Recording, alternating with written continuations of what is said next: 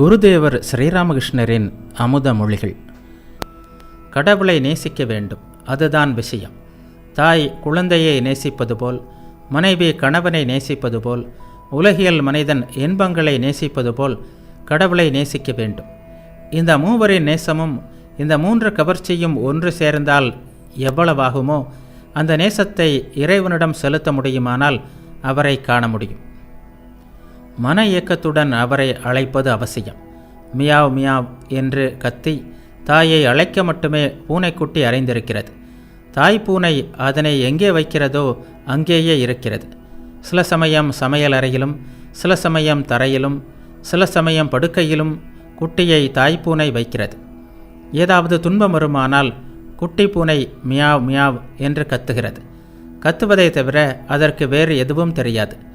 தாய்ப்பூனை எங்கிருந்தாலும் இந்த meow meow சத்தத்தை கேட்ட அந்த கணமே ஓடோடி வந்து விடுகிறது. நரேந்திரா, நீ என்ன நினைக்கிறாய்? உலகியல் மக்கள் எவ்வளவோ இகழ்ந்து பேசுகிறார்கள். ஆனால் ஒன்று, யானை போகும்போது அதன் பின்னால் எத்தனையோ மிருகங்கள் எப்படியெல்லாமோ கூச்சலிடுகின்றன. யானை திரும்பி கூட பார்ப்பதில்லை. உன்னை யாராவது இகழ்ந்து பேசினால் அவர்களை பற்றி நீ என்ன நினைப்பாய்? நாய் குறைக்கிறது என்று நினைப்பேன் என்றார் நரேந்திரர். குருதேவர் சிரித்து கொண்டே, வேண்டாமடா, அவ்வளவு தூரம் போகாதே. கடவுள் எல்லா உயிரிலும் இருக்கிறார். ஆனால் நல்லவர்களுடன் நெருங்கி பழகலாம். கெட்டவர்களை கண்டால் தூர விலகி நிற்க வேண்டும். புலியிலும் நாராயணன் இருக்கிறார். அதற்காக யாரும் புலியை கட்டி தழுவிக்கொள்ள முடியாது. புலியும் நாராயணன் தானே, அதை கண்டு ஏன் ஓட வேண்டும் என்று நீ கேட்கலாம்.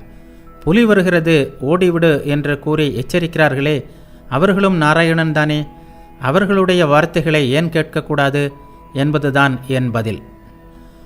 ஆப்போ நாராயணக, அதாவது தண்ணீரும் நாராயணன் என்று சாஸ்திரத்தில் சொல்லப்பட்டுள்ளது.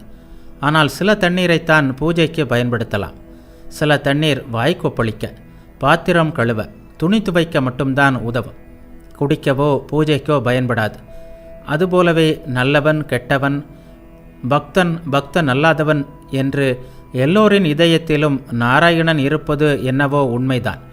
ஆனாலும் தீயவர்கள், பக்தர்கள் அல்லாதவர்கள், துஷ்டர்கள், இவர்களோடு எந்தவித உறவும் வைத்து கொள்ளக்கூடாது, பழகக்கூடாது. சிலருடன் வெறும் வாய்ப்பேச்சு மட்டும் வைத்து கொள்ளலாம்.